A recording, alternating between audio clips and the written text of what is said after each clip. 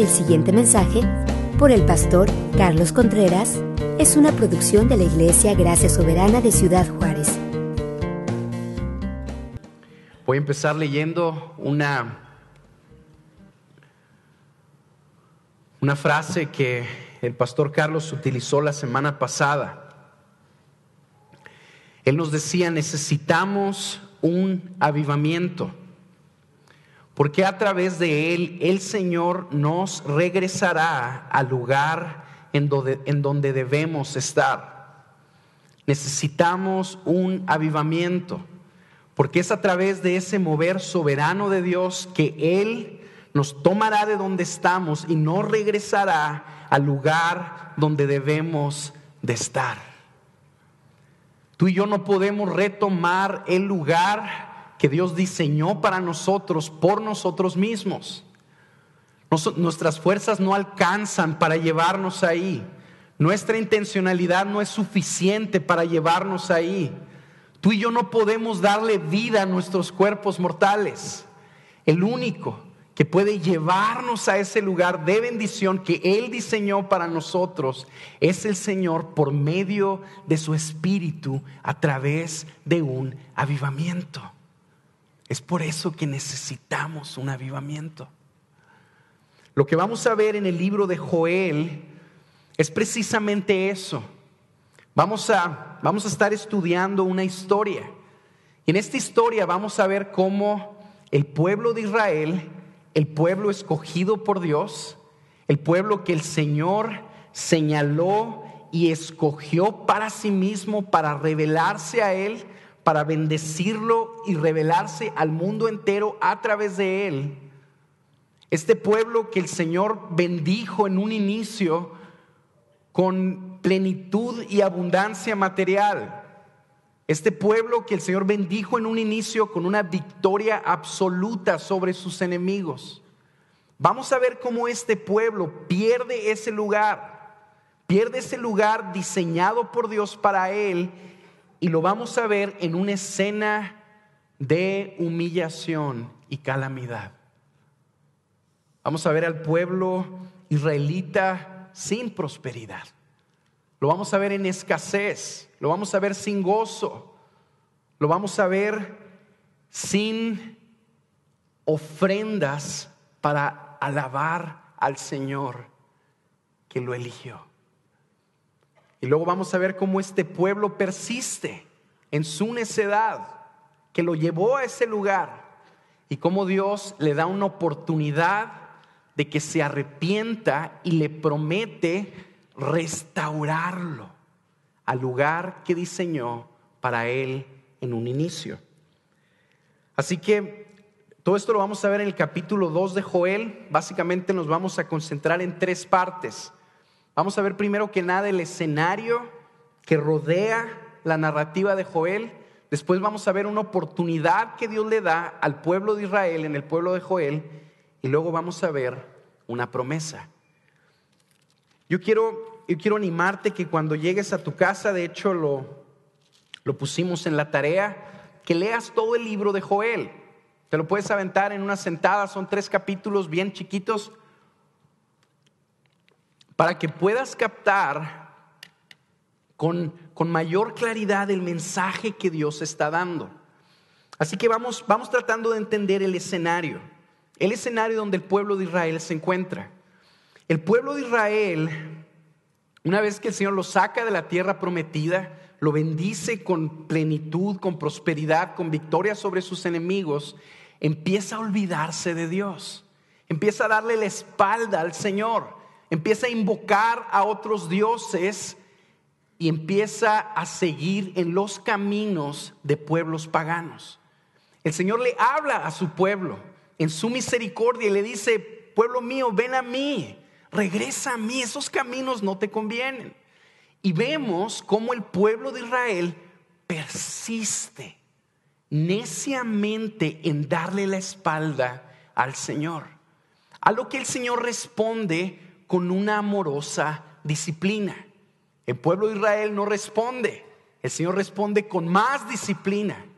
Y esta disciplina que se ve particularmente en el libro de Joel, es que el Señor les envía unas plagas, les envía langostas que empiezan a devorar todos sus campos, empiezan a devorar todos sus árboles, se acaba el grano, se acaba el vino, se acaba el mosto, se acaba el gozo, se acaba todo. Y en medio de eso el Señor les sigue hablando y les dice: esta disciplina que en amor yo te estoy enviando tiene un propósito bien sencillo, y es ayudarte a ti a recapacitar, a que vuelvas a mí. Pero curiosamente el pueblo persiste, endurece su cerviz, persiste en rebelarse contra Dios, por lo que en medio de un tiempo de juicio el Señor les anuncia un juicio mayor. Eso es lo que vamos a empezar a leer en el capítulo 2. Fíjense lo que dice Joel 2, versículo 1. Tocad trompeta en Sión y sonad alarma en mi santo monte. Tiemblen todos los habitantes de la tierra, porque viene el día del Señor, porque está cercano. Día de tinieblas y lobreguez, día nublado y de densa oscuridad. Como la aurora sobre los montes se extiende un pueblo grande y poderoso. Nunca ha habido nada semejante a él, ni tampoco lo habrá después por muchas generaciones. Delante de él consume el fuego, y detrás de él abraza la llama. Como el huerto del Edén es la tierra delante de él, y detrás de él un desierto desolado, y de él nada escapa. Como aspecto de caballos es su aspecto, y como corceles de guerra así corren. Como estrépito de carros saltan sobre las cumbres de los montes, como el crepitar de llama de fuego que consume la hojarasca. Como pueblo poderoso dispuesto para la batalla, ante él tiemblan los pueblos, palidecen todos los rostros. Como valientes corren, como soldados escalan la muralla. Cada uno marcha por su camino y no se desvían de sus sendas. No se aprietan uno contra otro, cada cual marcha por su calzada. Y cuando irrumpen por las defensas, no rompen las filas. Se lanzan sobre la ciudad, corren por la muralla, suben a las casas, entran por las ventanas como ladrones. Ante ellos tiembla la tierra. Se estremecieron los cielos, el sol y la luna se oscurecen, y las estrellas pierden su resplandor. El Señor da su voz delante de su ejército, porque es inmenso su campamento, porque poderoso es el que ejecuta su palabra. Grande y terrible es en verdad el día del Señor, y ¿quién podrá soportarlo? Aquí está el anuncio. El anuncio de un juicio inminente para un pueblo que ya se encontraba en un tiempo de juicio. Y es en este escenario que vamos a ver en los siguientes versículos cómo Dios le habla a su pueblo Israel. Pero antes de eso quiero detenerme a decir que a lo mejor entre nosotros hay alguna persona que se identifica con la actitud y la postura de este pueblo. A lo mejor tú has estado abrazando una postura rebelde ante el Señor. Te has aferrado a tus propios caminos, y esa necedad y rebeldía ha provocado que el Dios que te ama permita calamidad a tu vida. Y ha venido destrucción que no te esperabas, y te encuentras a lo mejor en un tiempo de dolor. Y en medio de ese dolor el Señor te sigue llamando, ven. Y en medio de ese llamado te encuentras resistiéndote una vez más al llamado de Dios, rebelándote contra Él, sabiendo que aún tu rebeldía acarreará calamidad sobre tus hombros. Pero ahí estás. Si te identificas con este escenario, quiero que escuches estas palabras en el versículo 12. Aún ahora, declara el Señor. Fíjense cómo empieza. Aún ahora. En medio de este escenario, en medio de esa postura de rebeldía y de necedad, aún ahora quiero decirte algo. El Señor te está hablando, vuélvete a mí de todo corazón, con ayuno, llanto y lamento. Rasgad vuestro corazón y no vuestros vestidos. Volved ahora al Señor vuestro Dios, porque Él es compasivo y clemente, lento para la ira, abundante en misericordia, y se arrepiente de infligir el mal. Dentro de ese escenario, el Señor le habla a su pueblo y diciéndole esto: yo quiero darte a ti una oportunidad. Aún en medio de esto, aún en medio de la postura que tú estás tomando, quiero que sepas algo. Mi anhelo es que tú te vuelvas a mí. Yo no me complazco en la destrucción que ha venido a tu vida. Yo no me complazco en la calamidad que estás enfrentando. Yo me complazco en que tú regreses a mí. Estoy dispuesto a hacer a un lado todo lo que has hecho. Estoy dispuesto a hacer a un lado la postura que te has aferrado a tomar. No importa. Vuélvete a mí. Vuélvete a mí. Tendrás una deuda conmigo, pero quiero que sepas que no te la voy a cobrar. Merecerás un castigo, pero quiero que sepas que no te lo quiero infligir. Mereces disciplina, pero no te la quiero dar. Vuélvete a mí. Y aún ahora, si lo haces, quiero que sepas que vas a enfrentar mi compasión y mi clemencia, porque yo soy lento para la ira y grande en misericordia. Acompáñame rápido al libro de Isaías. Pon tu dedo ahí en Joel y llega rápido aquí a Isaías capítulo 65. Fíjate cómo es el mismo mensaje. Dice Isaías: me dejé buscar por los que no preguntaban por mí. Me dejé hallar por los que no me buscaban.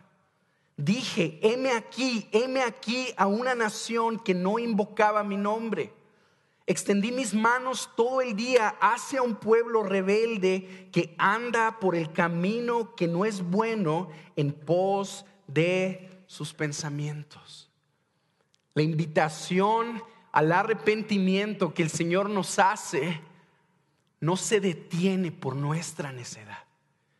Más bien es en medio de nuestra necedad y de nuestra rebeldía que Dios apela a nosotros, llamándonos a volver a Él. Fíjate que Dios no invita a que lo busquen personas perfectas. Me voy a acercar a aquellos que cumplen con todos mis mandamientos. No habría ninguno en la tierra que podría levantar la mano si eso fuera. Me voy a acercar a aquellos que temen mi nombre como es digno de mí.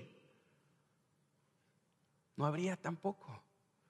La Escritura nos dice que el llamado de Dios hacia el hombre es que Dios invita a que se acerque a Él un pueblo rebelde, un pueblo necio, que en Él mismo no merece la bendición de acercarse al Señor. Pero de todos modos, el Señor nos dice: vuélvete a mí. Algo que quiero que notemos también es que esta imagen, esta invitación de volvernos al Señor nos ayuda a entender el arrepentimiento de una manera más amplia y más clara. El arrepentimiento es precisamente eso: volvernos a Dios. Es importante que tú y yo tengamos cuidado de dejar eso fuera de la fórmula. Tú y yo podemos pensar: el arrepentimiento es: estoy haciendo esto, estoy caminando en aquello que está mal, voy a dejarlo para abrazar algo correcto. Como si el arrepentimiento consistiera en que tú y yo cumplamos con un requisito moral. Ese no es el arrepentimiento. El arrepentimiento es que nos volvamos a Dios. Es como la imagen que se nos trajo durante los días de ayuno y oración.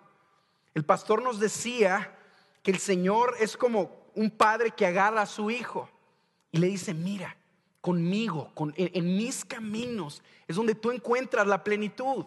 Y el hijo le dice al padre: ¿sabes qué, padre? Ahí te ves, ahorita vengo. ¿A dónde vas? Voy a salirme de tus caminos, pero es que allá afuera vas a encontrar calamidad. Allá no vas a encontrar el amor que yo te tengo. Allá no vas a encontrar la bendición que solo está a mi lado. Y el hijo de todos modos persiste, le da la espalda y empieza a caminar en una dirección contraria al Señor. Y luego allá, lejos de Dios, empieza a enfrentar las consecuencias. Allá sufre, allá llora, porque allá afuera hay quebranto. Allá no hay amor, allá no hay la paz que solo Dios promete. Y en medio de ese escenario de quebranto, donde el hijo está lejos, el Señor le llama y le dice: hey, vuélvete a mí. Eso es el arrepentimiento. Si es dejar aquello que tú y yo estamos abrazando que ofende a Dios, pero no para cumplir con un requisito moral, es porque eso está ocupando el lugar que solo Dios quiere tener en nuestras vidas. Vamos a ponerlo en estos términos. El pecado, hermanos, no es solamente, voy a utilizar esa palabra, no es solamente una infracción de la ley. No es solo eso, es algo más amplio. ¿Qué es el pecado? El pecado es que tú y yo buscamos lo que solo Dios puede darnos en otra cosa. Vamos a pensar, por ejemplo, en la lujuria. Cuando un hombre cae en lujuria, cuando un hombre se deja llevar por sus pasiones impuras, ¿qué es lo que está haciendo? Lo que está haciendo es que se está llevando por esas pasiones, buscando una satisfacción que solo Dios puede darle. Entonces el arrepentimiento es: sí, deja esto que es impuro, pero no simple y sencillamente para que ya tengas un récord puro. No se trata de eso. Deja esto para que te vuelvas a mí. ¿Por qué? Porque yo soy el que realmente satisface. El único que va a saciar nuestras almas es Él mismo. No sus bendiciones, no los cambios que vienen a nuestra vida, sino Él mismo. Es por eso que el llamado es: vuélvete a mí. Y podríamos decir esto inclusive, hermanos, que una persona que está satisfecha en el Señor ya no anda buscando fuera lo que encontró en Cristo. ¿Quieres dejar tú esas prácticas que te tienen esclavizado, que ya te has dado cuenta que no satisfacen? Vuélvete al Señor y dile al Señor: sáciame tú, lléname tú, que pueda yo encontrar mi plenitud en ti. Ahí es cuando nuestras vidas serán diferentes. Otra cosa que debemos de resaltar aquí rápido es que el llamado que Dios nos hace a volvernos a Él, nos lo hace al volvernos a un Dios compasivo y clemente. Este detalle es importante también. Hace tiempo estaba viendo yo una película de una novela de una escritora. Y esta novela, más bien esta persona dentro de la novela era una niña. Era una niña traviesa que tenía una madre que siempre la reprendía. Siempre que la veía le agarraba la oreja, ¿verdad? Siempre que la veía le ponía sus bachones. ¿Dónde andabas? No, pues estaba en la cocina. Pues órale, ahí le va un bachón. ¿Por qué? Pues porque no estabas en tu cuarto. Y fuiste a la escuela y acabas de llegar, pues ahí te va un bachón. ¿Por qué? Porque se me ocurrió. Esa era la actitud de la madre. Esa era la imagen que comunicaba la novela. Es importante que veamos esto. Cuando el Señor nos está llamando a ti y a mí a volvernos a Él, no es alguien que nos está llamando a que le rindamos cuentas porque quiere ajusticiarnos. Es alguien compasivo y clemente que quiere extendernos misericordia. La palabra compasivo, como padre nuevecito, puedo presumirles, entendí en el diccionario que la compasión se describe más fácilmente como el sentimiento de amor entrañable que despierta en un padre o en una madre un bebé indefenso. Eso es la compasión. Ese es Dios. Dios es compasivo. Tú y yo nos acercamos a Él en nuestra necesidad y lo que brinca a su corazón es esa compasión. Aquí se describe al Señor como clemente. Este atributo de Dios que encontramos en el Antiguo Testamento no se le aplica a nadie más que no sea Dios. Es decir, tú y yo nunca vamos a ver en el Antiguo Testamento que alguien describa a una persona como clemente. Ese atributo únicamente, esa palabra únicamente se utiliza para describir a Dios. Las traducciones en inglés traducen esta palabra en hebreo como lleno de gracia. La Reina Valera la traduce como benevolente, bondadoso. El Dios clemente es uno que está más consciente del dolor y la necesidad de su pueblo que las fallas en las que ha incurrido. Esa es la clemencia de Dios. A lo mejor tú y yo lo podemos entender con una imagen de un borracho. Llega un borracho a un crucero ahí contigo y te toca la ventana y te pide dinero. Tú lo volteas a ver y te das cuenta que esa persona está pidiendo dinero no porque no tenga trabajo, sino por irresponsable. Te das cuenta que esa persona, por seguir en su necedad, ha llegado a ese lugar de necesidad. Esa persona tiene escasez porque ha utilizado de una manera incorrecta los bienes que Dios le ha dado, los ha despilfarrado. Por eso tiene escasez. Si tú eres parecido a mí, la primera reacción que yo tengo es decir, esta persona necesita sufrir las consecuencias de su pecado para que aprenda y cambie. Eso no es clemencia. La clemencia es esa persona tiene una necesidad. Sí, por cosas que ha hecho mal, yo estoy más consciente de su necesidad que de sus fallas.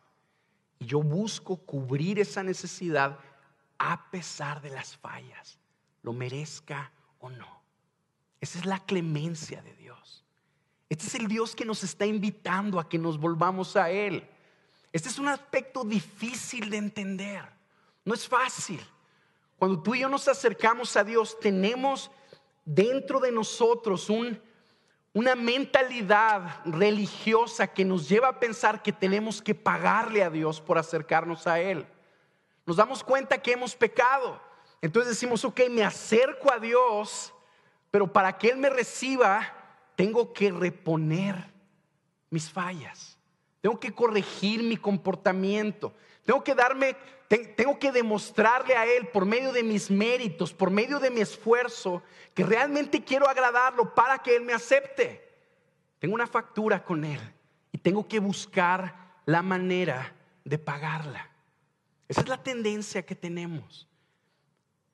Y este versículo nos ayuda a recordar que a Dios no le importa la factura. Dios no está interesado en la deuda que tú tienes con Él.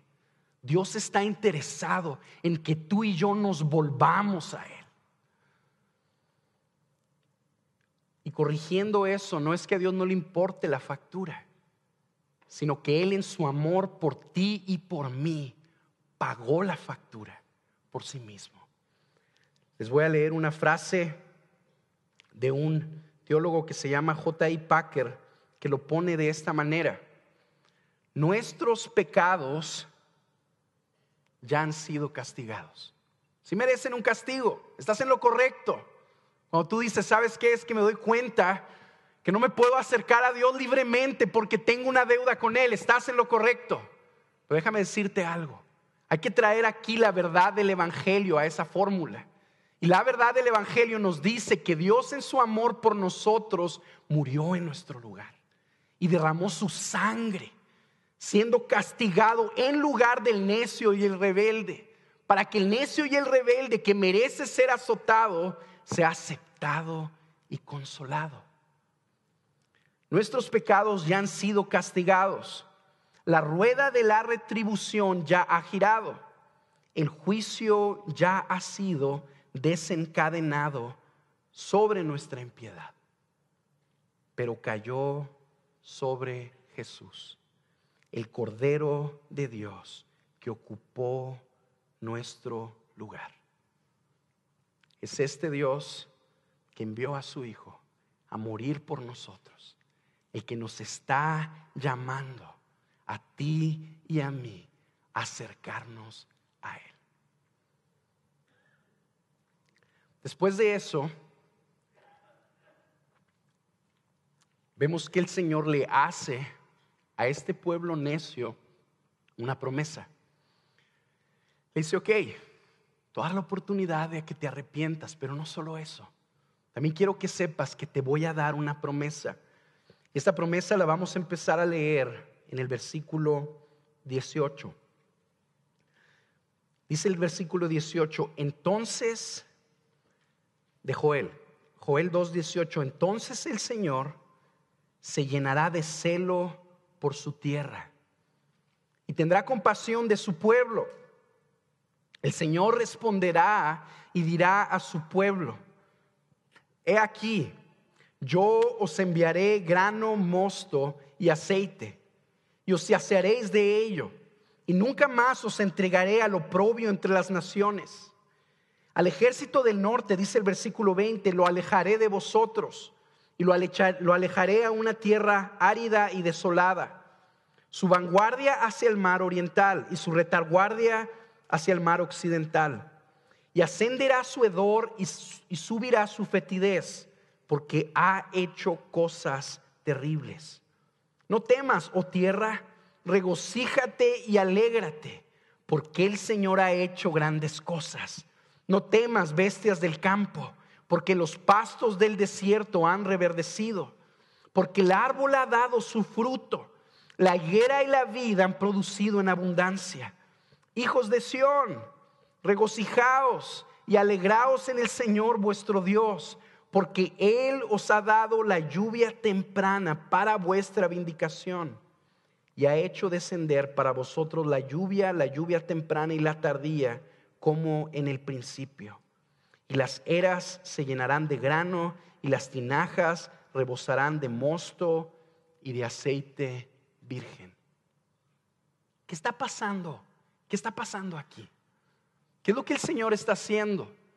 Una vez que Dios le da a este pueblo necio una oportunidad de volverse a Él y arrepentirse, les hace la promesa de que Él los va a restaurar del lugar en donde están al lugar que Él diseñó para ellos. ¿Por qué está diciendo que les va a dar mosto, aceite, granos? ¿Por qué está diciendo que los árboles van a reverdecer? Porque era todo aquello que el Señor les había quitado por su disciplina. El pueblo había perdido esa bendición porque se habían rebelado contra Dios. Y ahora el Señor les dice, vuélvanse a mí. Y si ustedes se vuelven, no solo los voy a perdonar, sino que te voy a restaurar y te voy a llevar al lugar que yo diseñé para ti en un inicio. No solo eso, no solo promete restaurarlos, sino acompáñenme en el versículo 25 y vamos a ver qué más les promete. Entonces los compensaré por los años que ha comido la langosta, el pulgón, el saltón y la oruga, mi gran ejército que envié contra vosotros. Tendréis mucho que comer y os saciaréis y alabaréis el nombre del Señor vuestro Dios, que ha obrado maravillosamente con vosotros. Y nunca jamás será mi pueblo avergonzado. y sabréis que en medio de Israel estoy yo, y que yo soy el Señor vuestro Dios, y que no hay otro. Nunca jamás será avergonzado mi pueblo. Fíjense el segundo ingrediente de esta promesa. Lo que le está diciendo ahora a su pueblo es: ¿sabes qué? No solo te voy a restituir al lugar que tú tenías en un principio, sino todas las pérdidas que ha habido en tu vida por tu rebeldía, te las voy a compensar. Os compensaré los años que ha comido la langosta, el pulgón, el saltón y la oruga, mi gran ejército que envié contra vosotros. Esas eran las plagas que tú y yo vemos en el capítulo 1, que el Señor les envía para hacerlos recapacitar. Esas eran las plagas producto del juicio que el pueblo merecía. El pueblo de Israel había invertido su dinero en sembrar esos campos, había invertido tiempo, había invertido esfuerzo. Estaba esperando la cosecha, y antes de que la cosecha llegara, llegan esas plagas y consumen todo. Y esa pérdida duró años. Y aquí el Señor les está diciendo: yo voy a restituir esa pérdida. Yo les voy a compensar por esos años perdidos. Fíjate cómo este versículo nos ayuda a entender el corazón de Dios en un tiempo de juicio. El Señor no se deleita en los azotes. El Señor no se deleita en la disciplina de su pueblo. El Señor se deleita en que su pueblo se vuelva a Él. Esa disciplina el Señor nos la envía para que tú y yo entendamos que los caminos en los que estamos no nos van a llevar a Él. Nos van a llevar a destrucción, a tristeza, a calamidad. Y en una advertencia Él pone eso delante de nosotros para hacernos recapacitar, a fin de que volvamos a Él. El Señor se deleita en tener misericordia de nosotros. El Señor se deleita en que nos volvamos a Él. Ahora, una pregunta que tú y yo enfrentamos es: ¿cómo se aplica esto para nosotros el día de hoy? Esta última promesa de restitución, de compensación. ¿Será acaso, por ejemplo, que el Señor nos está prometiendo por medio del libro de Joel que si nosotros nos volvemos al Señor, van a ser compensadas las pérdidas económicas que han venido a nuestras vidas por nuestra necedad? ¿Será acaso que el Señor nos está diciendo: ¿sabes qué? Si tú te vuelves a mí, todo lo que tú has destruido en tu familia, por ejemplo, y en tu negocio, por abrazar ese pecado del que yo te advertí, yo te lo voy a compensar. Y así como ahorita tu oficina está vacía, va a estar llena de clientes otra vez. Así como tus cuentas de banco están en ceros, van a estar abundantes y llenas otra vez. ¿Es eso el mensaje que Dios nos está dando? Sería un grave error que tú y yo pensáramos que ese es el mensaje. Si tú y yo abrazamos eso como el mensaje de Dios para nosotros, estaríamos ignorando el contexto en el que Dios está dando esta palabra. Y no solo el contexto, sino la época redentora en la que tú y yo nos encontramos. Pero déjame decirte algo: puedes estar seguro que la aplicación que esta palabra tiene para nosotros es mucho mejor. Es mucho, pero por mucho superior a que si esa fuera la respuesta. Lo que Dios quiere hacer con nosotros como su iglesia es avivarnos. Eso es lo que Él quiere. Meditemos un poquito en la situación de la iglesia actual. No solo nosotros como iglesia. Pensemos en la iglesia como ciudad. Pensemos en la iglesia como Latinoamérica, la iglesia como el mundo. ¿Cómo está la iglesia ahorita? ¿Está la iglesia llena de gozo? ¿Está la iglesia llena de plenitud espiritual? ¿Está la iglesia asombrada con la gloria de Dios, caminando en la adoración a Él? ¿Está la iglesia con un testimonio poderoso ante el mundo? ¿Está la iglesia con una vida diferente que refleja la gracia de Dios en su vida? Desgraciadamente no. Una frase muy dolorosa que yo escuché hace un tiempo es una descripción de un diagnóstico que Billy Graham hizo de la iglesia. Y él dijo: el mayor obstáculo para el evangelismo mundial son los cristianos. El mayor obstáculo para que el mundo se convierta son las vidas de aquellos que dicen ser seguidores de Jesús. Eso es el diseño que el Señor tiene para nosotros. Eso es lo que tú y yo vemos en Hechos 2 y en los siguientes capítulos. No es. Y lo que Dios quiere y lo que nos está prometiendo por medio del profeta Joel es que Él quiere tomarnos de donde estamos y restaurarnos al lugar que Él diseñó para nosotros. Eso es un avivamiento.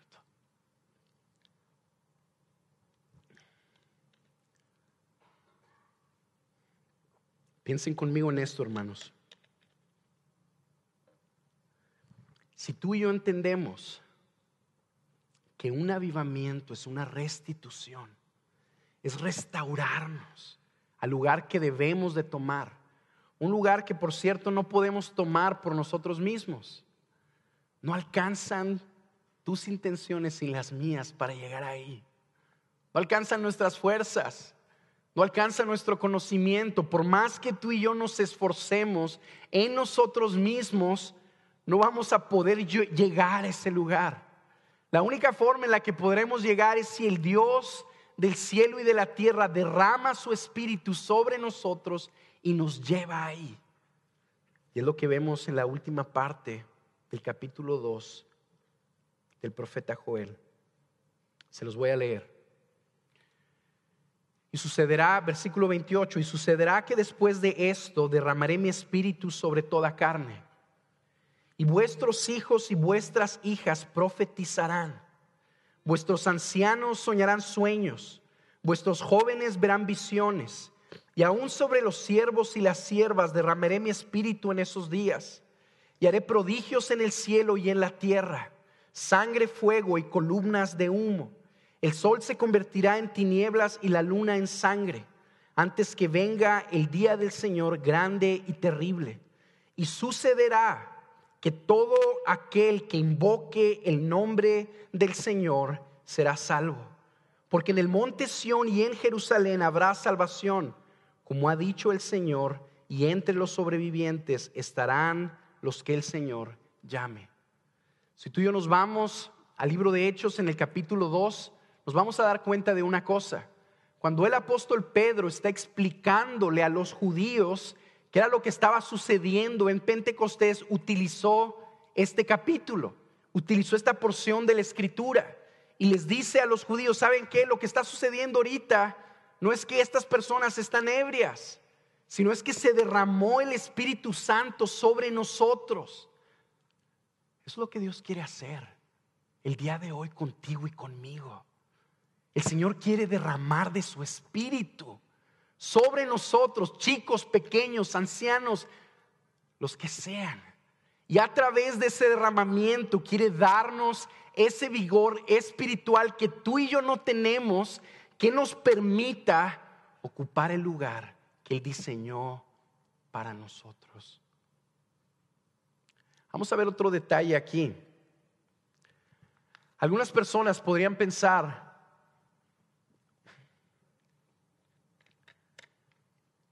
que lo mejor que nos podría pasar sería que la aplicación de estos versículos para nosotros fuera una restitución material.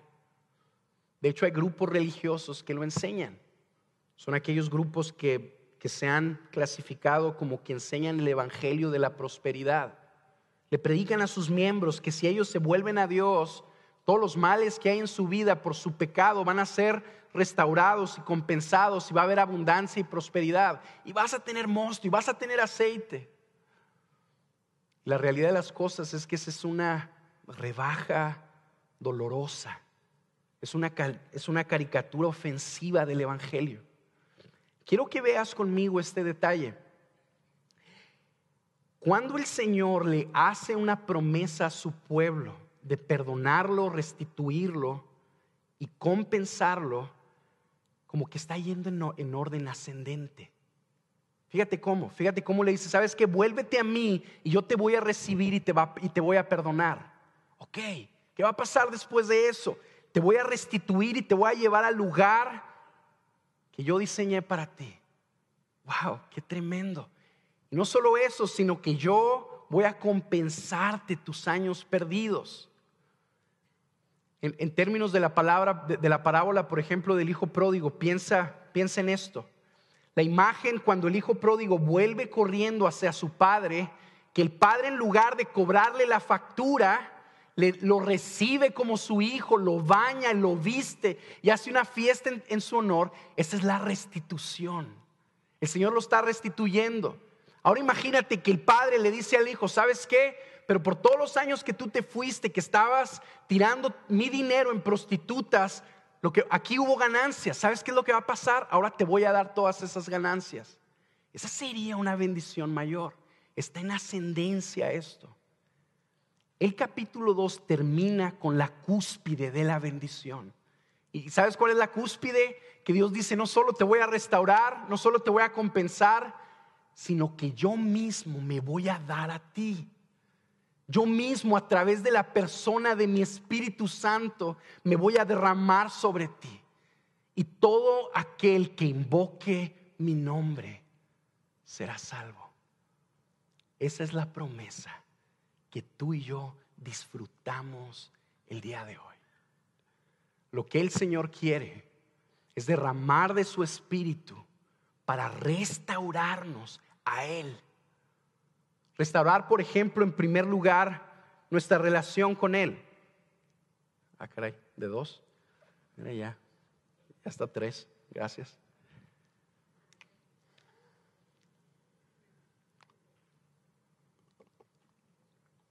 Restaurar en primer lugar nuestra relación con Él. Él quiere derramar de su Espíritu para que tú y yo experimentemos su gloriosa presencia en nuestras vidas. Que nadie te platique a ti de Dios. Que tú sepas de Dios por ti mismo. Que no sea absolutamente vital para tu crecimiento espiritual que alguien llegue a decirte del amor de Dios. Que tú conozcas el amor de Dios por ti mismo, porque lo estás experimentando en la presencia del Espíritu Santo. Él quiere que tú y yo caminemos avivados con una conciencia de que Él está ahí. Que tú y yo tengamos esa relación viva con Él. Esa relación que es lo único que va a satisfacernos. El pastor nos dijo la semana pasada que en el libro de Isaías el Señor se presenta como una madre ofreciéndole sus consolaciones a sus hijos, y que les dice: vénganse a mí para que beban del pecho de mis consolaciones. Es bien ilustrativo eso. Dice en un libro Tim Keller que un grupo de sociólogos han descrito que todo ser humano tiene un hambre interna de ser consolado en las rodillas de su madre. Ese es el hambre que tú y yo tenemos. Y aquí el Señor está diciendo: esa hambre la voy a saciar yo. Y si el Señor derrama de su Espíritu sobre nosotros, lo que va a suceder es que vamos a encontrar esa plenitud y esa satisfacción en Él.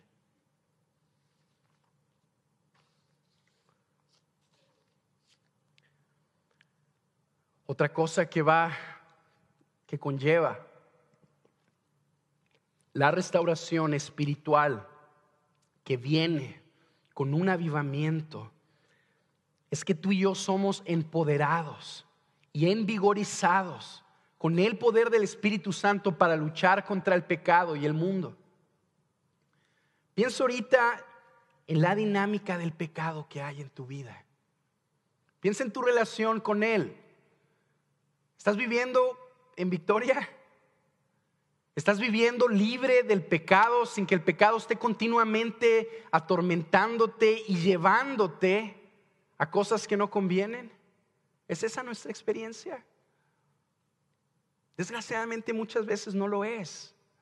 A veces seguimos atrapados por nuestras pasiones en aquello que tú y yo ya entendemos que no conviene y no podemos salir de ellas. ¿Sabes qué es lo que va a suceder cuando venga un avivamiento? Cuando derrame el Señor el Espíritu sobre nosotros, es que tú y yo vamos a tener un vigor espiritual para hacer morir las obras de la carne. El pecado no se va a enseñorear de nosotros. Vamos a estar caminando en la libertad que el Espíritu da. Esa es la plenitud que Dios quiere que tú y yo gocemos. Piensa en términos del mundo. ¿Cuál es nuestra relación con el mundo? ¿Está el mundo influyendo en nosotros o estamos nosotros influyendo al mundo? Desgraciadamente somos a veces llevados por la corriente de este mundo, en lugar de que seamos nosotros quienes lo están influyendo a Él. Eso va a cambiar cuando el Espíritu venga sobre nosotros, porque vamos a tener un poder que no es nuestro, un poder externo para vivir glorificando a Dios a donde quiera que vayamos. Ahora piensa en esto. Este punto es importante no solo porque el pecado destruye nuestra perfección moral. El pecado daña nuestras vidas. Piensa un poquito en las pérdidas que hay en tu vida por las posturas necias que tú y yo hemos abrazado. Piensa un poquito en qué ha acarreado tu rebeldía a tu vida. A lo mejor tu familia fue destruida. A lo mejor tus hijos abandonaron la fe. A lo mejor tu matrimonio ya no funciona. Esa es la consecuencia de nuestra desobediencia. Si el Señor nos aviva, hermanos, Él puede restaurar eso. Él puede restaurar tu vida también. Hay una serie que un pastor en Estados Unidos que se llama Mark Driscoll está dando, que dice, se llama Un nuevo matrimonio con la misma esposa. Y la premisa es eso. Tú has destruido tu matrimonio por tu propia rebeldía y pecado. Hay buenas noticias para ti. El Señor puede restaurarlo. Si Él derrama de su Espíritu sobre ti, esas heridas que han sido causadas en ti y en tu esposa pueden ser sanadas. El Señor puede restaurarlas y puede darte un nuevo matrimonio con la misma persona. Esta restauración va a aplicar de maneras diferentes para cada uno de nosotros. A lo mejor tu matrimonio ya no tiene solución. A lo mejor ya es imposible que tú vuelvas con tu excónyuge. Pero eso no quiere decir que Dios no pueda traer una restauración espiritual a ti también. Eso no puede decir que si Él derrama de su Espíritu, puede sanar tu corazón y tus heridas y llevarte a caminar en plenitud con Él, aún en la soledad. De manera que tú estás con Él y estás diciendo, ¿sabes qué? Fuera de Él no necesito nada. Estoy completo porque lo tengo a Él. ¿Qué más necesito que el amor que me tiene? ¿Qué más necesito que la misericordia que ha mostrado para conmigo? Si lo tengo a Él, lo tengo todo. A lo mejor tú dices, ¿sabes qué? Por mi mal testimonio, yo he dañado a mis hijos. Ellos no están aquí. No quieren saber nada de Dios. Por mi propio pecado. Por las cosas que yo mismo he hecho, que Dios me hablaba, ¿qué me decía que dejara de hacer? Y tú dices, mi relación con ellos está rota. El Señor puede restaurar eso. El Señor puede salvar a tus hijos. Si el Señor trae un avivamiento, puede derramar de su espíritu, y todo aquel que se le ocurra invocar el nombre del Señor será salvo. Y puede restaurar tu relación con ellos. Yo la otra vez escuchaba un testimonio de una persona que decía que antes de Cristo, antes de que caminara con el Señor, las personas que más dañaba y de las que más había recibido daño era su padre y su madre. Y su relación con ellos estaba completamente rota. Y una vez que Cristo lo salva y lo restaura, lo lleva a tener una relación con ellos como nunca antes. De manera que esta persona decía, ¿sabes quiénes son ahora mis mejores amigos? Mis padres. ¿Sabes quiénes son ahora las personas en las que yo más confío? Mis padres. El Señor restaurando eso.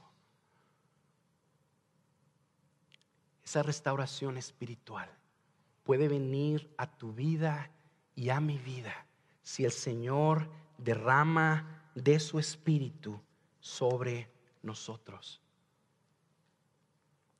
Otra cosa que Dios quiere restaurar, por ejemplo, es el poder de nuestro testimonio. Es la gloria que tú y yo le estamos dando a través de nuestras vidas. Piensa un poquito en eso. Mide tu poder y el mío. Mide el poder de nuestro testimonio. Cuando tú y yo nos acercamos a otra persona para hablarles y decirles que se acerquen a Dios, ¿ese testimonio tiene poder? A veces no lo tiene. Una de las cosas que a mí más me duelen es darme cuenta que estoy hablándole a alguien de Jesús, de la palabra de Dios, y se siente enseguida de mí otra persona que le habla de la nueva era. Y el testimonio que se recibe básicamente tiene el mismo poder, el mismo efecto. A través de un avivamiento el Señor cambia eso.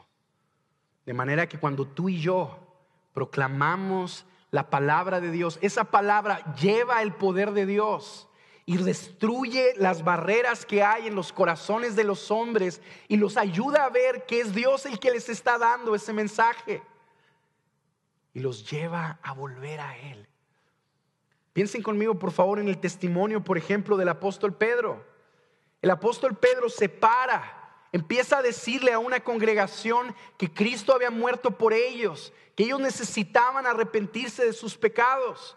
Y dice la Escritura que la palabra cayó en sus corazones y como que los cortó.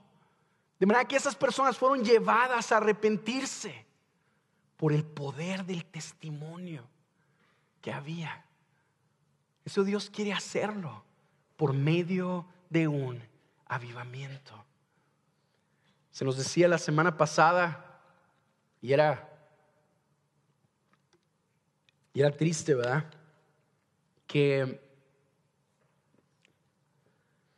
un grupo religioso había puesto un emblema en el monte de aquí de Ciudad Juárez, y que toda la comunidad identificaba a este grupo como cristianos. Se nos estaba explicando que estas personas no pueden ser identificadas como cristianos porque invocan a un Dios diferente, no al Dios que la Biblia enseña.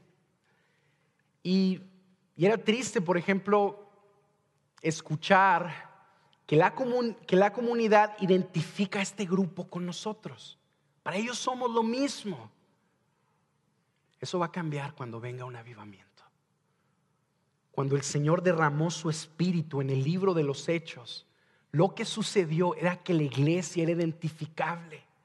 El amor que la iglesia tenía entre ellos era identificable. El poder que había en su testimonio era identificable. De manera que la gente decía, ahí está Dios con ellos. La iglesia tenía favor con el pueblo. Eso es lo que Dios quiere restaurar. Y eso es lo que va a suceder en nosotros si viene un avivamiento. Ahora quiero que pienses conmigo en esto.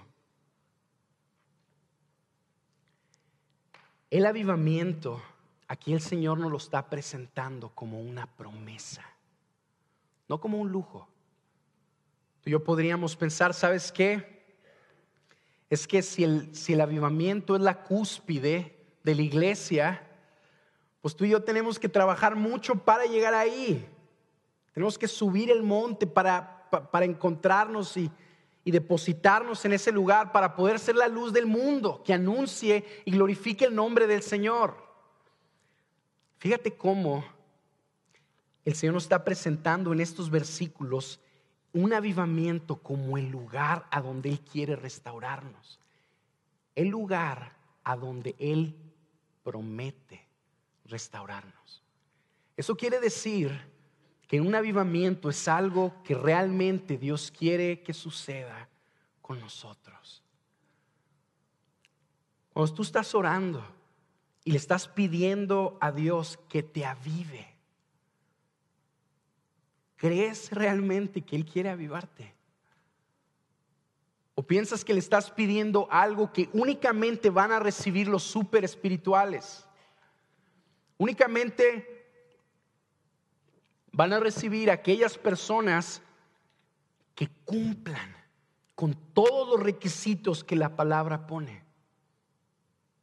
Fíjense lo que esta promesa nos está diciendo aquí, que si tan solo tú y yo nos volvemos al Señor de todo corazón, Él va a avivarnos y Él va a restaurarnos, porque Él quiere hacerlo. Yo quiero animarte a que tú te agarres de esta promesa y te agarres de este Dios clemente y compasivo, quien quiera que seas. A lo mejor llevas años en la iglesia, a lo mejor te has alejado por años y has visto pérdidas tremendas en tu vida. Aún a ti el Señor te está hablando y te está diciendo, aún ahora, no importa lo que ha pasado, no importa lo que has hecho, tú vuélvete a mí de todo corazón. Rasga tu corazón, ven a mí con lamento, clama a mí, que yo me voy a revelar a ti y me voy a entregar a mí mismo y prometo avivarte. El siguiente mensaje, por el pastor Carlos Contreras, es una producción de la Iglesia Gracia Soberana de Ciudad Juárez.